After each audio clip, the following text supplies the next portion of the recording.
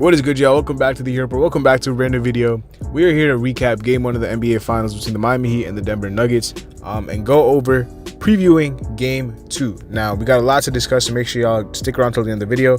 Leave a like, subscribe if you guys are new, comment down below your thoughts about this this game and this series. And let's get right into it, man. Without further ado, we're just going to jump right into it and talk about game 1. Yeah, game 1 was a very, very tough loss. I'm not gonna lie. From the jump itself, it was not even remotely close, and it got close towards the end. We cut it to 10 at times, and apart from that, like, it was kind of like false hope, and the Nuggets just kept going, and we lost by 11 points, 93-104. A lot of stuff to discuss here. There are positives and negatives. I'm not completely discouraged. I know that a loss is a loss, but I'm not completely discouraged because I did see some positives and some potential improvements to this team in order to make this series a more fruitful one for the Heat. So talking about some positives, because I think we'll start off with the positives. Bam Adebayo was huge. 26, 13 and 5. He was all over the place, and kind of sucks that we wasted a really good game from him, but I think this is something that is very replicable throughout the whole series for him, because the Nuggets don't really have anybody that can guard him. On the Celtics, they had guys who were a lot better defensively at the rim, but the Nuggets have absolutely zero rim protection, and that was one of my keys to the series, was to exploit that. And Bam attacked, and every time he attacked, something good came out of it. Now he had 26, 13, and 5, and nobody else really showed up apart from Gabe Vincent and Haywood Highsmith.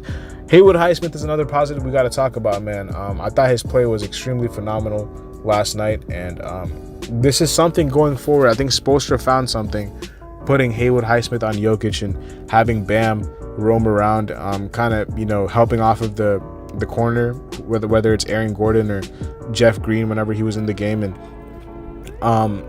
I think this is something that could be a recipe for success, having a smaller defender on Jokic. We saw that with Rui Hachimura in the Lakers series, but Haywood Highsmith he's not like a small defender, but he's smaller than Bam, but he's still a very good defender. And I thought his minutes today or last night were huge, and I think that's going to be an adjustment in the future. I do want to see him. I would want to see him start. I think him starting would be huge for this team, because if you have him start at the 4, man, you have a very switchable lineup. Another thing we got to address is Tyler Hero's return. He's possibly returning for game 2. Now, most likely it's going to be game 3, but the fact that he's even thinking about game 2 is a good sign. Whether you start and bring him off the bench is, you don't really want to mess up the rhythm of the team when they're playing well, but he's just too talented not to play. So I think I would bring him off the bench and just have a spark plug for the second unit. I think the Nuggets, they're obviously a really good team, and they're going to capitalize if the Heat are not making their threes, but we missed a lot of open shots. And looking at the stats, it's kind of surprising to me that they shot a worse 3-point percentage than we did. I guess it's because in garbage time we hit a lot of threes, but we just missed a lot of open shots, and I thought Jokic was phenomenal. He literally did everything he could, and the thing that I said about not making him a passer, it didn't work, because we made him a passer and he had 14 assists, and I think you're gonna have to make Jokic beat you one-on-one. I think that's gonna have to be the recipe. I don't know why they went away from that. I don't know why they didn't do that. That was my biggest key, was to make Jokic a scorer, because he wants to be a facilitator. That's his natural instinct, is to play make for others and set up others and get others involved, which is understandable. He's that type of player. He's not a natural scorer. But you have to make him one if you want to win this series, because he's very comfortable. It's almost like he wants to be doubled, and he wants, other players to, rotate and help on him, and help off of the corners, so that he can find these guys. And, that's how guys like Aaron Gordon got going, Bruce Brown got going, Jamal Murray got going, because every time, especially for Jamal Murray, we kept going under the screen and dropping. And I think you have to switch that next time, because dropping against Jamal Murray is suicide, basically. He's just going to keep knocking down these shots, wide open shots. MPJ in the corner made us pay at times. He had 13 boards. Aaron Gordon had a strong first half. He was posting up and getting smaller matchups and mismatches down low. And Bruce Brown hit a couple of threes in the corner. Like, we have to make sure we make Jokic a scorer rather than a passer, because if he has 40, then he's going to have to beat us with 40. But if he has 27 and Jamal Murray has 26 and Aaron Gordon has 16 and Michael Porter Jr. has 14 and Bruce Brown has 10, they had 5 guys in double figures. And Jokic had 27, 10, and 14 assists. Like, if Jokic has 40, you limit Jamal Murray to, under 20. You limit Aaron Gordon scoring to under 10. And you win the game.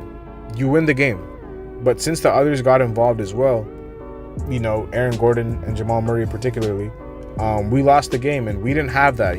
Offensively, apart from Bam and Gabe Vincent and Highsmith in garbage time, nobody really stepped up. Strus and Caleb Martin were a combined, I think, 1 for 17 from 3. We had occasional spurts from Lowry. Duncan Robinson wasn't that great.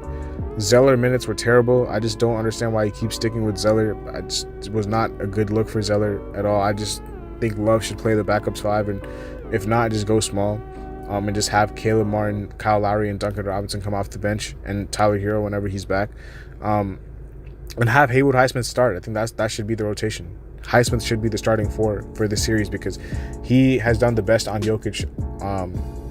Because we've had the most success with him on Jokic than with any other defender. And the zone, we had success with the zone when Jokic was off the floor. So I think we should keep playing when he's off the floor. When he's on the floor, forget it. He's just too good. He's going to pick the zone apart.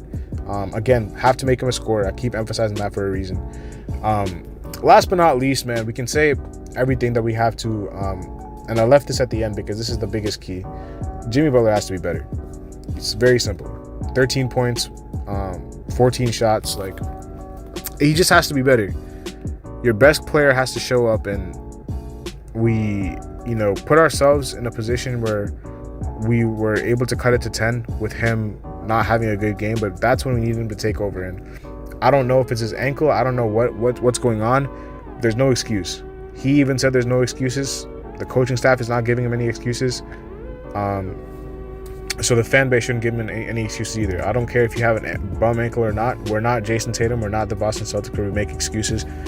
We're the Miami Heat, and we don't have to make excuses about, ankles that you're playing through, because, you have to. And he's playing through this injury. Whether he's even hurt or not, we don't even know. But again, that doesn't matter. You're on the floor, so you're healthy. And he was on the floor last night, and he has to be better. 13 points. Like, I don't even care if you miss shots. It's just about the intent. And he didn't have any intent last night to attack the rim. He was settling for a lot of mid-range shots, a lot of threes. He knocked down his first shot. He knocked down his second shot, a mid-range shot and a 3.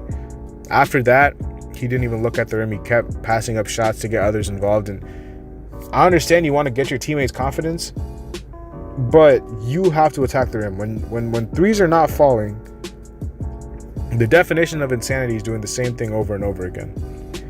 And I understand you got to keep taking the open threes, but when you're shooting that abysmally, when Strus is not, having a good game, when Martin is not having a game, and you keep kicking it out to them time and time again, I don't have a problem if that's the open shot that you get.